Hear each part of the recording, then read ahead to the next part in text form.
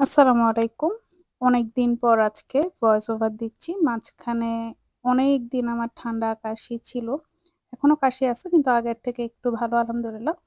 তো যেটা হইছে যে আজকের যে ভিডিওটা খুবই ইন্টারেস্টিং একটা ভিডিও। আপনারা সবাই পিজ্জা খাইছেন বিভিন্ন জায়গায় Domino's, Pizza Hut যত ব্র্যান্ড আছে হয়তো সব জায়গাতেও খেয়ে ফেলছেন। কিন্তু আজকে মাহমুদ যে পিজ্জাটা বানাচ্ছে এটা খুবই ইন্টারেস্টিং একটা পিজ্জা। কারণ এটা পুরটা হচ্ছে আলু দিয়ে বানানো। কারণ সে সবজি বলতে আলুই বুঝে।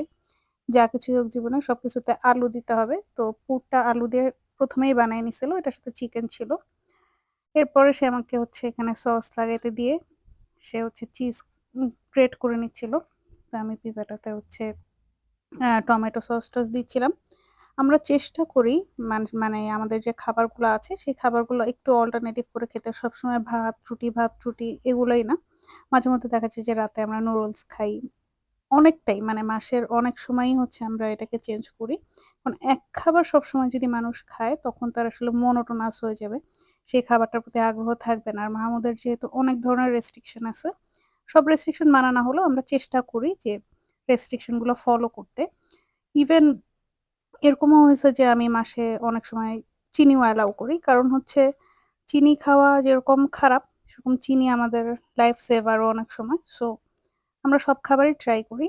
সবসময় যে ভাত বা রুটি একদম রুটিন ওয়াইজ খেতে হবে এরকম কিছু না। আমরা রাতের বেলা পিজ্জা খাই। অনেক সময় হচ্ছে আমি বাসায় যদি কোনো চিকেন বান বানাই সেটা নুডলস তো একদম রেগুলারলি থাকে এরকম অবস্থা। তো গতকালকে ছিল আমাদের হচ্ছে রাতে পিজ্জা বানানোর ইয়ে। তার পিজ্জা এত পছন্দ যে পিজ্জার ওখানেই বসেছিল রান্নাঘরে যে পিজ্জা বেক হবে তারপরে হচ্ছে সে পিজ্জাটা খাবে। পিজ্জাটা আলহামদুলিল্লাহ অনেক মজা ছিল। তো পিজ্জাটা হচ্ছে রান্নার পরে মানে বেক হওয়ার পরে উঠাচ্ছিল। ছুরি, কাঁচি, খুন্তি যা আছে সবকিছু নিয়ে এবং পিজ্জাটা আলহামদুলিল্লাহ খুবই মজা হইছে। মজা হওয়ার কারণ হচ্ছে এই ডোটা হচ্ছে আমি বানাইছিলাম। অ্যাজ ইউজুয়াল আমাকে ক্রেডিট নিতে হবে তাই বলা। কিন্তু পিজ্জাটা হচ্ছে অনেক মজা হয়েছিল এবং অনেকদিন পর একটা বাসায় বানানো পারফেক্ট পিজ্জা খাই আমরা। আ রুটিটাও খুবই পারফেক্ট বেকড ছিল।